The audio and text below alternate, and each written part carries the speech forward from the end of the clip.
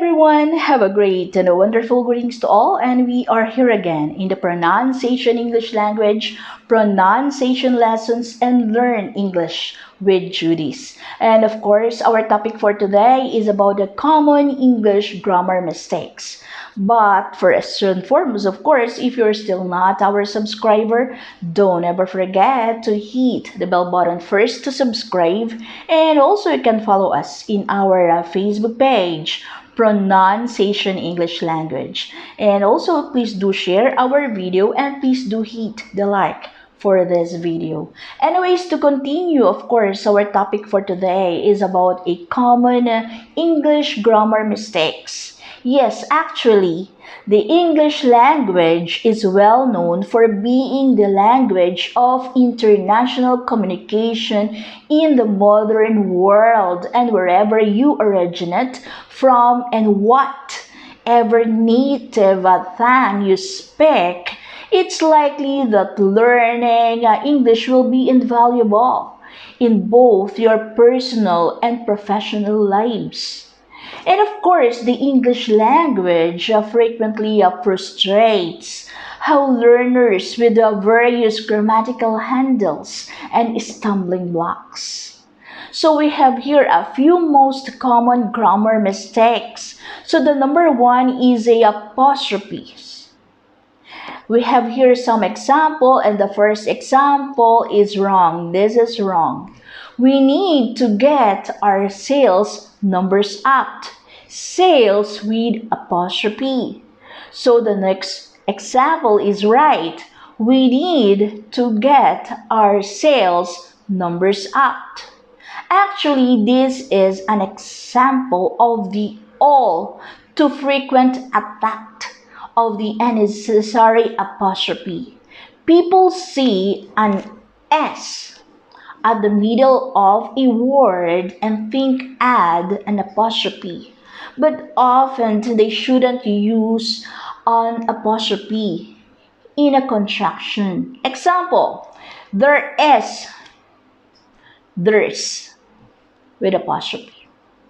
Or to show possession. Example, the manager's pet Brooke.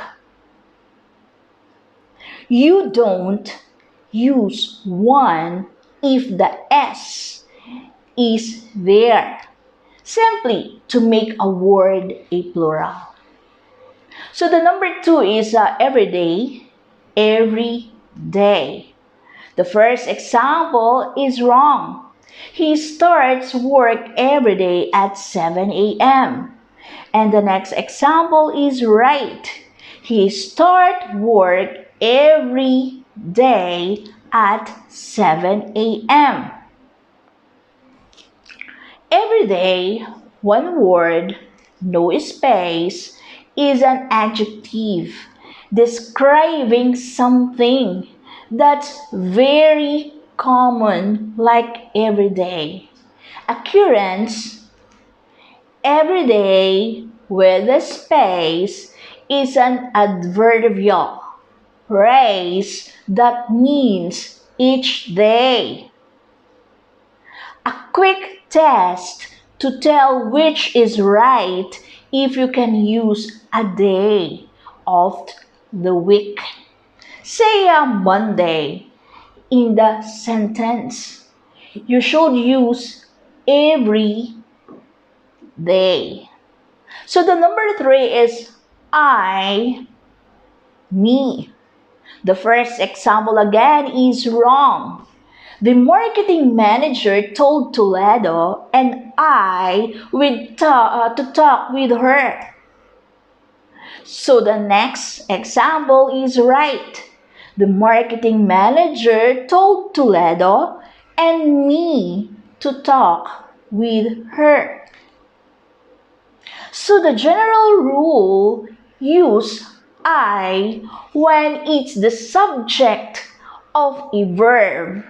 Example, I walked to the store.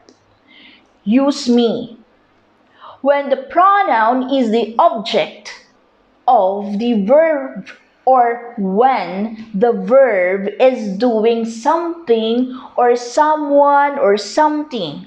Example, the cat followed me to the store. So the number 4 is it's with apostrophe. The first example again is wrong. The company just celebrated its 8th year since it went public. The next example is right. The company just celebrated its 8th year since it went public. So we've seen a lot of people write its with apostrophe when they went to show possession. But that's the incorrect usage. Problem is, of course, as we mentioned before, we normally do use the apostrophe to show ownership. As in the CEO's email, but you don't when it comes to word, eat, only do when you're writing a construction of it is. That said, it's sometimes hard to understand English and all of its weird rules and exemptions. So the number 5 is lie and lay. The first example again is wrong. I could just lay down and go to sleep. The next example is right. I could just lie down to go to sleep. To lie is intransitive, which means it doesn't have an object and doesn't do anything to anyone or anything else. Example, I lie down. To lay is transitive, which means it does have an object, as in something or someone. The verb is doing something too. Example, I lay down my head. To be technical, you can say, I lay myself down. Where myself is put in the object of the verb. We're not lying when we say it can be a little confusing. So the number 6 is lose. The first example again is wrong. If we stay on this car, we can't lose. The next example is right. This one is right. If we stay on this car, we can't lose. This is a pair of so-called confusables that have only letter differentiating them. That extra O in lose, that's probably why so many managers or bosses complain about getting emails and reports that talk about things like losing ground in sales. Just remember that lose is almost always used as an adjective, meaning not tight. And lose is a verb meaning to suffer a loss. So the number 7 is than. The first example again is wrong. That presentation was better than the first one.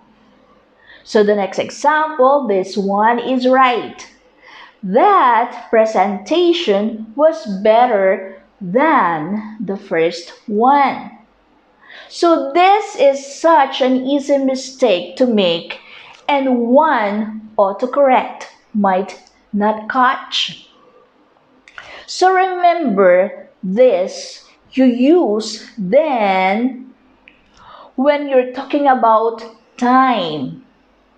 Example, I'm going to go to the meeting, then to lunch.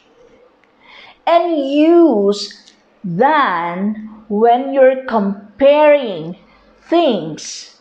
Example, I'm older than she is. Interestingly, there's a very good reason these two words look so alike.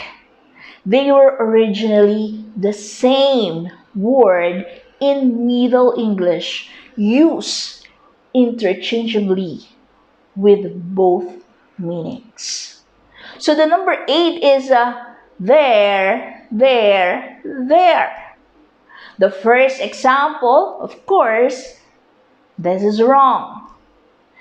They're going to their office over there. So this one is right. They're going to their office over there. So 3 words that sound alike but with completely different meanings. And a surprising number of people mixing them up in emails and memos. There is a location, as in not here. Sometimes it's also used as an exclamation. Example. So there is a construction of they are. And there is a positive meaning ownership by more than one person. You understand? So the number 9 is your. The first example again is wrong. You're my favorite teacher. So the next example, and this is right. You're my favorite teacher. Here's another one that incorrect often doesn't catch because it's spelled right, even if it's grammatically wrong. But be careful. Your is a combination only used to mean you are. It's a possessive of you, used when you want to show possession. Remember this, you're going to be just fine if you watch your grammar. So that's all for now. I hope you understand. So that's all, folks. And anyways, of course, remember that no matter what type of work you do, good grammar is relevant for all organization, and it can make a big difference in your career path. So that's all for now. And of course, if you have some questions, don't ever hesitate to inbox us in our Facebook page, Pronunciation English Language, or you can put a comment there in a comment section box. And of course, we try to be as responsive as we can. Thank you so much. And of course, if you're still not our subscriber, don't ever forget to hit the bell button first to subscribe. And also, you can follow us in our Facebook page. And also, again, please do share our video and please do hit the like for this video. Anyways, thank you so much. Keep safe and God bless until the next time. Bye-bye.